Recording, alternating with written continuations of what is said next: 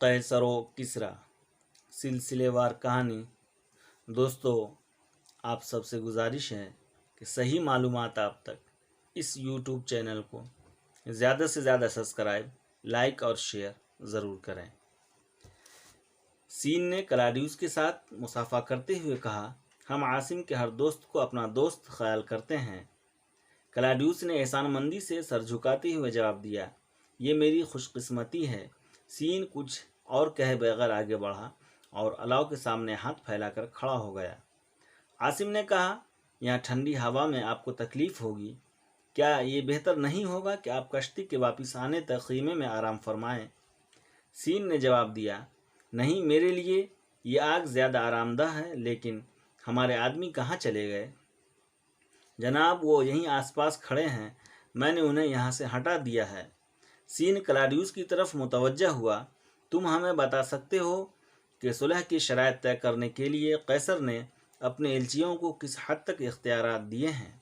سین کچھ دیر خاموشی سے کلاڈیوس کی طرف دیکھتا رہا، بالآخر اس نے کہا، تم جانتے ہو کہ کسریٰ نے صلح کی بات چیت کے لیے مجھے کوئی اختیار نہیں دیا۔ میرا تم لوگوں کے استقبال کے لیے یہاں آنا بھی اس کے احکام کی خلاف ورزی ہے۔ کلاڈیوس نے مایوس سا ہو کر جواب دیا، مجھے معلوم ہے، لیکن آپ ایک ڈوبتے ہوئے انسان کو تنکوں کا سہارا لینے سے منع نہیں کر سکتے۔ روم کا شکست خوردہ حکمران آپ کی مدد سے ایران کے عظیم فاتح کے کانوں تک صرف یہ آواز پہنچانا چاہتا ہے کہ میں ہار مان چکا ہوں، اور یہ امید ہمارا آخری سہارا ہے کہ شاید وہ ایک گرے ہوئے دشمن پر آخری ضرب لگانے کی ضرورت محسوس نہ کریں۔ مجھے معلوم نہیں کہ وہ کان جو تلواروں کی جھنکار اور زخمیوں کی چیخیں سننے کے عادی ہو چکے ہیں، تمہاری فریاد سے کہاں تک متاثر ہوں گے۔ بہرحال میں تمہارے قیصر کو مایوس نہیں کروں گا، لیکن تمہارے ساتھی کب آئیں گے؟ شاید وہ آ رہے ہیں۔ عاصم نے سمندر کی طرف دیکھتے ہوئے کہا۔ ان کی نگاہیں سمندر کی طرف مبذول ہو گئی۔ تھوڑی دیر بعد کشتی کنارے کے قریب پہنچ چکی تھی۔ ولیرس اور اس کے ساتھی یک کے بعد دیگرے کشتی سے اترے۔ کلاڈیوس اور عاصم نے آگے بڑھ کر ان کا خیر مقدم کیا، لیکن سین الاؤ کے سامنے کھڑا رہا۔ کشتی سے اترنے والے کچھ دیر دبی زبان میں عاصم اور کلاڈیوس کے ساتھ باتیں کرنے کے بعد آگے بڑھے۔ ایک طویل قامت آدمی جو ایک بھاری قبا میں ملبوس تھا، اپنے ساتھیوں سے 2 قدم آگے تھا۔ سین نے آگ کی روشنی میں اس کے پروقار چہرے پہ نگاہ ڈالی اور مبہوت سا ہو کر رہ گیا۔ کلاڈیوس نے کہا، جناب، یہ ہمارے شہنشاہ ہیں۔ سین نے اضطراری حالت میں دوزانوں ہو کر ہرقل کے ہاتھ کو بوسہ دیا اور پھر اٹھ کر ادب سے سر جھکاتے ہوئے کہا، علی جاہ، آپ کو یہاں آنے کی ضرورت نہ تھی۔ میں آپ سے ملاقات کے بغیر کسریٰ کے پاس جانے کا ارادہ کر چکا تھا۔ اب آپ کو کچھ کہنے کی ضرورت نہ تھی۔ میں کسی تاخیر کے بغیر کسریٰ کی خدمت میں حاضر ہونے کی کوشش کروں گا، اور مجھے معلوم ہے کہ وہاں پہنچ کر مجھے کیا کرنا ہے۔ ہرقل نے کہا، اگر قدرت کو ہماری بھلائی مقصود ہے تو ہمیں یقین ہے کہ آپ اپنی مہم میں کامیاب ہوں گے۔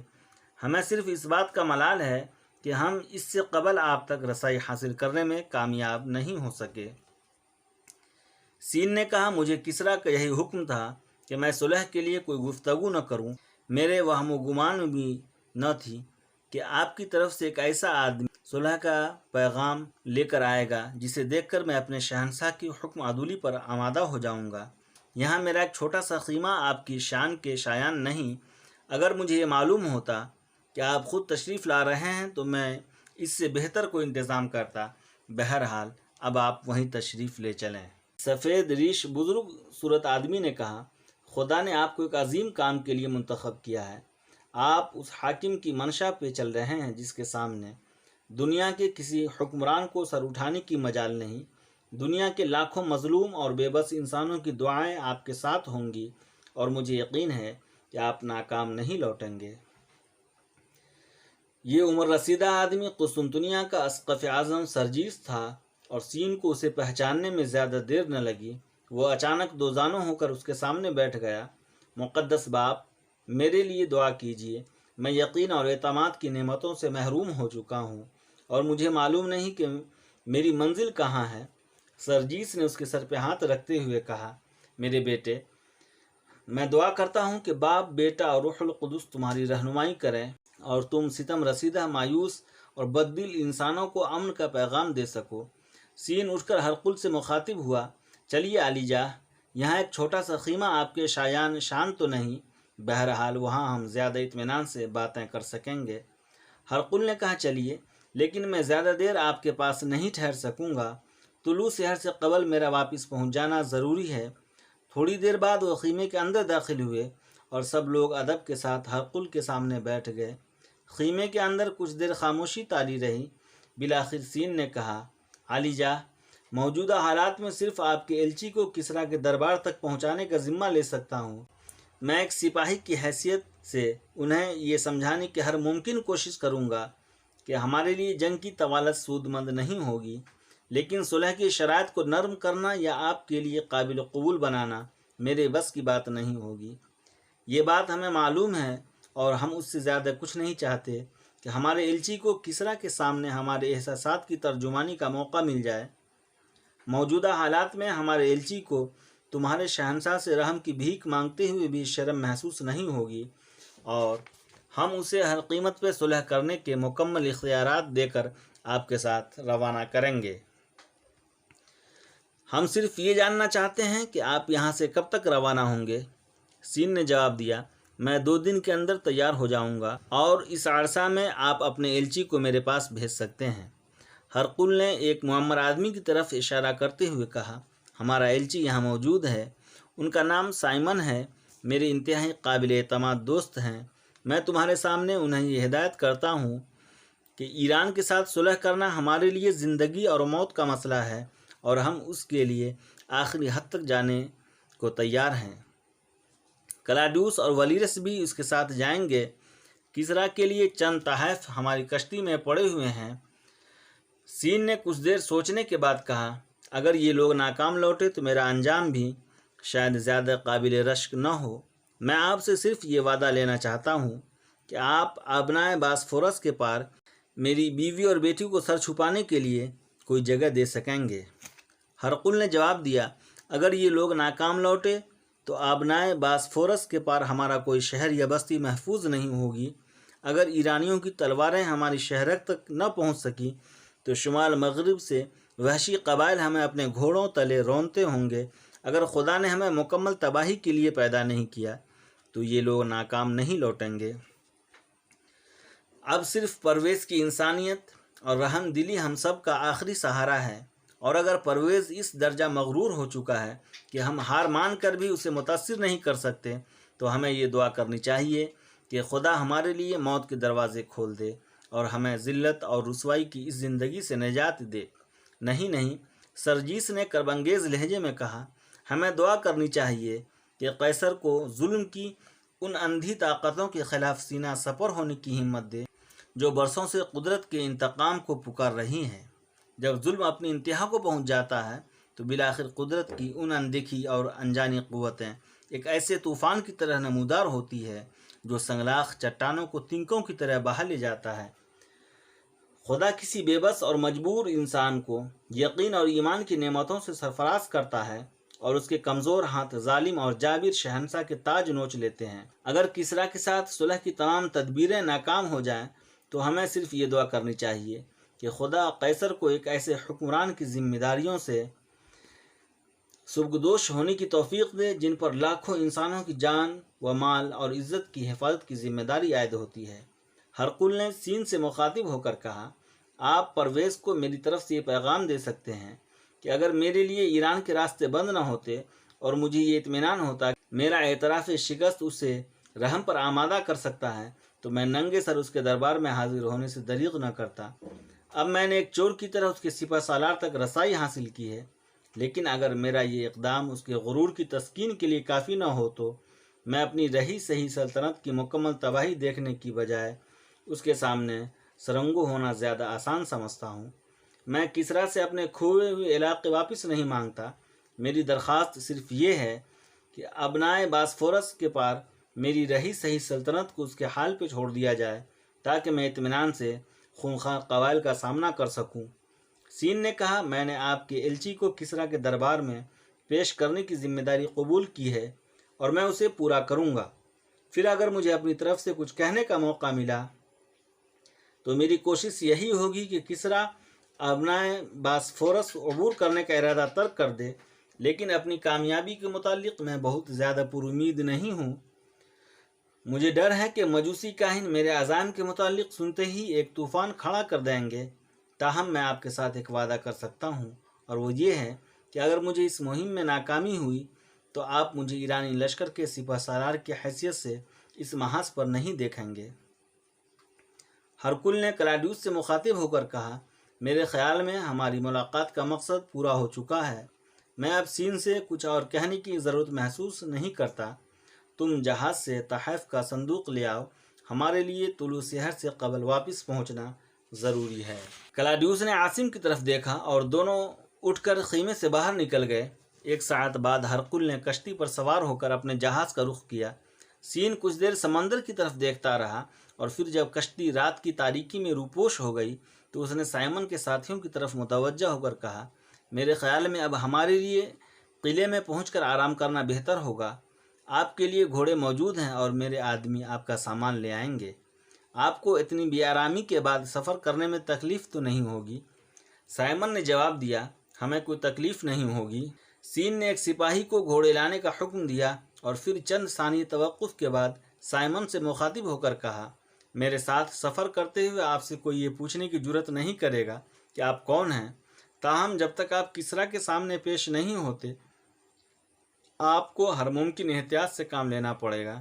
آپ اناطولیہ کے یہودی تاجروں کے بھیس میں میرے ساتھ سفر کریں گے۔ آپ کے لیے مناسب لباس کا انتظام کر دیا جائے گا۔ فستانیہ قلعے کی فصیل پہ کھڑی باہر کی سمت ٹیلوں اور وادیوں میں بل کھاتی ہوئی سڑک کی طرف دیکھ رہی تھی۔ اچانک حد نگاہ پر ایک ٹیلے کی اوٹ سے چند سوار نمودار ہوئے اور اس کی ساری حساسیت سمٹ کر نگاہوں میں آ گئی۔ کچھ دیر بعد اچانک ایک مغموم چہرہ مسرت سے چمک اٹھا، اس کی دل کی دھڑکنیں تیز ہونے لگی۔ عاصم ان کے ساتھ تھا۔ اس کی رات بھر کی دعائیں قبول ہو چکی تھی اور وہ تشکر کے آنسوؤں سے بھیگی ہوئی مسکراہٹوں کے ساتھ اس کی طرف دیکھ رہی تھی۔ وہ نیچے اترنے کے ارادے سے زینے کی طرف بڑھی، کچھ سوچ کر رک گئی، پھر واپس مڑ کر برج کے ایک ستون کی آڑ سے باہر جھانکنے لگی۔ سوار گھوڑے دوڑاتے ہوئے قلعے کے اندر داخل ہوئے۔ تھوڑی دیر بعد فیروز ہانپتا ہوا زینے سے نمودار ہوا اور اس نے کہا، بیٹی وہ آ گئے ہیں، عاصم بھی ان کے ساتھ ہے اور تمہاری امی تمہیں بلاتی ہیں۔ فستانیہ فیروز کے ساتھ نیچے اتری تو سین رہائشی مکان کے برآمدے میں کھڑا اس کی ماں سے کہہ رہا تھا، میرے مہمان بھوکے ہیں، آپ فوراً کھانا بھجوانے کا انتظام کریں، اور اگر آپ نے ابھی تک ناشتہ نہیں کیا تو ہم سب ایک جگہ بیٹھ کر کھائیں گے۔ یوسیپیا نے کہا، ناشتہ تیار ہے اور ہم آپ کا انتظار کر رہے تھے۔ فستانیہ کہاں ہے؟ وہ آپ کے پیچھے کھڑی ہے۔ سین نے مڑ کر دیکھا اور فستانیہ آگے بڑھ کر اپنے باپ سے لپٹ گئی۔ یوسیپیا نے سوال کیا، آپ نے عاصم کو قسطنطنیہ کیوں نہیں بھیجا؟ اسے وہاں بھیجنے کی ضرورت پیش نہیں آئی۔ رات قیصر سے میری ملاقات ہو گئی تھی۔ سمندر کے کنارے میرے خیمے میں ان کی آمد خلاف توقع تھی، ورنہ میں ان کے لیے کوئی بہتر انتظام کرتا اور تمہیں بھی اپنے ساتھ لے جاتا۔ اب تم ان کے ایلچی سے ملاقات کرو گی اور میں 2-3 دن کے اندر اندر ان کے ساتھ دست گرد روانہ ہو جاؤں گا۔ آپ میرے ساتھ نہیں جا سکیں گی، اور میرا ارادہ تھا کہ عاصم کو آپ کے پاس چھوڑ جاؤں گا، لیکن وہ میرے ساتھ جانے پر بضد ہے، اور میں بھی یہ محسوس کرتا ہوں کہ شاید سفر میں مجھے اس کی ضرورت پڑے۔ موجودہ حالات میں میرے لیے عاصم سے زیادہ قابل اعتماد ساتھی کوئی اور نہیں ہو سکتا۔ تمہیں یہاں چھوڑ کر جانا میرے لیے بے حد صبر آزما ہوگا، لیکن میں یہ محسوس کرتا ہوں کہ ایران کی نسبت یہ جگہ تمہارے لیے زیادہ محفوظ ہوگی، اور ویسے بھی مصلحت کا تقاضا یہی ہے کہ میں تم کو ساتھ لے جا کر مجوسی کاہنوں کو چرانے کی کوشش نہ کروں۔ اب تم کھانا لگواؤ، میں مہمانوں کو ساتھ لے کر آتا ہوں۔ سین یہ کہہ کر واپس مڑا اور تیزی سے قدم اٹھاتا ہوا مہمان خانے کی طرف چلا گیا۔ تھوڑی دیر بعد سین اور مہمان دسترخوان پر بیٹھے ہوئے تھے۔ یوسیپیا اور فستانیہ کمرے میں داخل ہوئی اور وہ اٹھ کر کھڑے ہو گئے۔ فستانیہ اپنی ماں کے اصرار پر اپنا بہترین لباس پہن کر آئی تھی، اور رومیوں کی مرعوب اور خاموش نگاہیں اسے خراج تحسین پیش کر رہی تھی۔ سین نے رومی مہمانوں سے ان کا تعارف کرانے کے بعد یوسیپیا کو اپنے دائیں اور فستانیہ کو بائیں ہاتھ پر بٹھا لیا۔ فستانیہ کھانے کے دوران کبھی کبھی چور نگاہوں سے عاصم کی طرف دیکھتی اور اس کے خوبصورت چہرے پر حیا کی سرخی دوڑ جاتی۔ یوسیپیا دسترخوان پر بیٹھتے ہی اپنے رومی مہمانوں سے بے تکلف ہو چکی تھی، بار بار اس بات پر اظہار افسوس کر رہی تھی کہ وہ قیصر اور اسقف اعظم کی قدم بوسی کی سعادت حاصل نہ کر سکی۔ اچانک کلاڈیوس نے فستانیہ کی طرف متوجہ ہو کر کہا، مجھے آپ سے مل کر جو خوشی حاصل ہوئی ہے وہ میں بیان نہیں کر سکتا۔ ایک اجنبی ہونے کے باوجود میں یہ محسوس کرتا ہوں کہ آپ کے متعلق آپ کے والدین اور عاصم کے بعد میری معلومات سب سے زیادہ ہیں۔ عاصم نے اپنے دل میں ناخوشگوار دھڑکنیں محسوس کی اور وہ سراپا احتجاج بن کر کلاڈیوس کی طرف دیکھنے لگا۔ اس نے عاصم کی طرف توجہ دیے بغیر اپنا سلسلہ کلام جاری رکھتے ہوئے کہا، بابلون سے لے کر صحرائے نوبہ تک اور پھر نوبہ سے قسطنطنیہ تک ہمارا سفر بہت طویل تھا۔ ہم نے سینکڑوں دن اور سینکڑوں راتیں ایک دوسرے سے باتیں کرتے ہوئے گزاری ہیں، اور عاصم کی گفتگو کے بہت کم لمحات آپ کے ذکر سے خالی ہوتے تھے۔ یوسیپیا مضطرب ہو کر کبھی اپنے شوہر اور کبھی عاصم کی طرف دیکھ رہی تھی، تاہم سین کے چہرے سے اندازہ کرنا مشکل تھا کہ وہ کیا سوچ رہا ہے۔ اچانک فستانیہ نے گردن اٹھائی اور ایک غیر متوقع اطمینان کے ساتھ کہا، آپ کے دوست کو ہمارے ساتھ باتیں کرنے کا زیادہ موقع نہیں ملا، تاہم آپ ہمارے لیے اجنبی نہیں ہیں۔ ان کی بیشتر گفتگو آپ کے متعلق تھی، ہمارے لیے فرمس اور ان کی بیٹی بھی اجنبی نہیں۔ ولیرس نے قدر جرأت سے کام لیتے ہوئے کہا، مجھے بھی عاصم کا دوست ہونے کا فخر حاصل ہے، لیکن مجھے ڈر ہے کہ انہوں نے مجھے قابل ذکر نہیں سمجھا ہوگا۔